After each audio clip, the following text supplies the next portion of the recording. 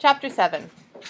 One of the nice things about living in a little town like Paintbrush Falls is that you can walk or bike just about any place you might be of a mind to go. If it so happens you're not of a mind to go someplace, well, there are only so many long ways around before you end up there anyway. It might also be the last town in these United States of America where nobody bothers much about locked doors or wondering where their kids are. If they're not at home, you can bet on a stack of pancakes that they're within yoo-hooing distance of somebody who knows them. For characters like Skeezy and me, a town like this is a perfect fit. At least that's the way it feels to me at the age of 12. For others, Addie and Joe coming to mind, Paintbrush Falls is a tight squeeze at best, and the more years that go by, the more the characters like this will be eager to try on something bigger. I have my suspicions that both Addie and Joe will be looking for something a lot bigger, something that will give them plenty of wiggle room while they try and figure out who they are and what they want to do with the rest of their lives. Well, as I am on my meander home from the last forum meeting, of which the topic was popularity versus principles, I am in a philosophical frame of thinking. But it isn't small-town living, or even popularity versus principles that occupies my mind, so much as it is justice. Justice for all. Addie feels that everyone should be entitled to everything. That is the American way, she says. But I look all around me and I see people wanting just a little piece of something. Not the whole pie, and coming up shortchanged even then. And I do not see them being cheated out of their rights. I see them being dealt a hand. Some people get a royal flush, and some people get a pair of deuces. And some people get nothing but a string of cards that no matter how they're played, will never add up to a winning hand. I guess who I'm thinking about mostly is my dad. When I walk in the door, I can smell the onions frying, and I know my dad is making one of his whatever's on the bottom shelf of the refrigerator stir-fries. These are not bad, and besides, anything goes with ketchup. "Hey, Skip," he greets me with, and I do not mind this, despite the fact that this nickname originated in the same era as Fluff. As I told you, way back on another page, I was called Fluff because of my fondness for peanut butter and marshmallow fluff sandwiches. My dad, feeling sorry for me at the time, gives me the at-home nickname of Skippy in honor of my peanut butter of choice.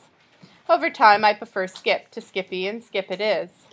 But this is just a nickname between my dad and me, not for the outside world, in the same vein as my calling him Hammer. Hammer is on account of him liking detective stories, and his name being Mike, and when I discovered that Mike Hammer is his detective of choice at the time I am about 7 or 8, well, I give him that moniker, and it sticks. I'm recalling that at around the same time is when he also starts in reading me Damon Runyon stories every night in bedtime, and this has a lasting effect on me. Like, for instance, the way I just used moniker for nickname. If you don't know who Damon Runyon is, and why would you, seeing as how your dad was reading you The House at Pooh Corner while mine was dishing out All the Horse Players Die Broke? Well, he was this fellow who wrote stories about these great low-life characters with monikers like Harry the Horse and Milk-Ear Willie. And some of these characters made it into a musical called Guys and Dolls. And surely you've heard of that. My dad was a bit of a low-life character himself in those days. I remember more than once his having a glass of scotch in one hand whilst he was reading me from a book in the other. Those were hard days and hard nights. My dad almost did not survive them, I think. And when I get that thought going in my head, it gives me the willies, and I have to do something fast to wake up to the here and now and see that he did survive. And he no longer has a glass of scotch in his hands or any other kind of liquid poison that will cause him to be crying out in the middle of the night, with me sitting up in my bed on the other side of the wall, listening and shaking so hard I think I'm going to be sick. But all it is I'm scared. "How was work, Skip?" he asks me before he inquires about school. I think he's nervous. I'm going to hate my job so much I won't want to stick it out. And like I say, we need the money. We're not dirt poor, but we do not live in a fancy house. Not that the house we lived in before my mom died was so fancy or anything. But it was a few rungs up the ladder from the trailer we have called home for these past few years. We are saving what we can to fix up this place, or maybe even get a house again. But it's only been a couple of years that my dad has been working nice and steady, so I do what I can to help out. Do not get me wrong, I'm not a snob. I have no problem with living in a trailer. I figure it is just one of the cards that my dad and I have been dealt. I tell him work was fine. I do not go into particulars, such that I did nothing but stand around for 2 hours, except for maybe 15 minutes of helping Mr. Kellerman rearrange tie displays that did not need rearranging. Fine is all I say, and fine is all he needs to hear. How was work for you today? I ask then, and fine is what he gives back. I can tell that he had a hard day at the nursery, so I settle into doing my homework, leaving further discussion to a time when he has a mind for it. My dad wanted to have his own nursery once, but all he does is work in one. He's lucky to be doing that, as he reminds me every time. My guess is he needs to remind himself. At dinner that night, which is so good I do not even reach for the ketchup, he asks me, after we do the dishes and play a couple of hands of cards, do I want to watch The Godfather Part 2, which he has rented from the local video establishment. I say sure thing, on account of the first Godfather being one of my all-time favorite movies, and also because watching old movies with my dad, the classics he calls them, is one of my all-time favorite things to do. Still, I can't help pondering how my dad never, with a capital never, goes out. So right then and there, without even thinking about it, I up and ask him if he would like to be a chaperone for the middle school dance, which is coming up in a few weeks, the same Friday as the student council election.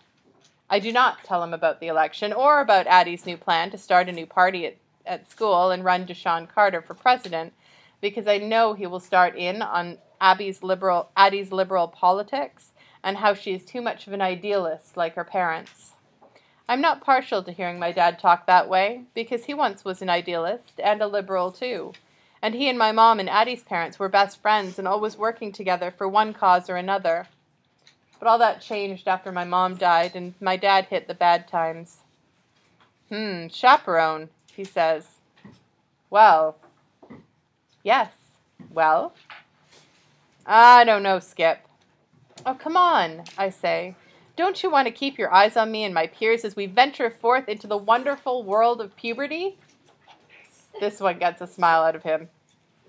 What a way with words you got, he says. Like your mother. Yeah, well, I say, come on, Dad. I'll think about it, he says. I went to that school, you know. Duh. I feel funny going back is all. Not that I haven't been back, but to a dance and all. I don't know. I'll think about it. You really planning to go? You and your friends don't exactly seem the dance-going type, if you don't mind my saying. Times change, I go, feeling a little embarrassed, because truth to tell, I'd have to agree with him. But it seems like we do want to go, so maybe I did tell the truth. Maybe types do change. Game of casino, I hear. We can do the dishes later. Sure, I say. I clear the table. He gets the cards. Skip, he says, shuffling. Hammer, I give back. 2 tough card sharks squaring off. I can almost picture each of us with a glass of scotch sitting in our right hands, except that we're both lefties, and in about half an hour he'll be saying, Oreos? And we both know that there's only one drink of choice with Oreos, and it isn't scotch.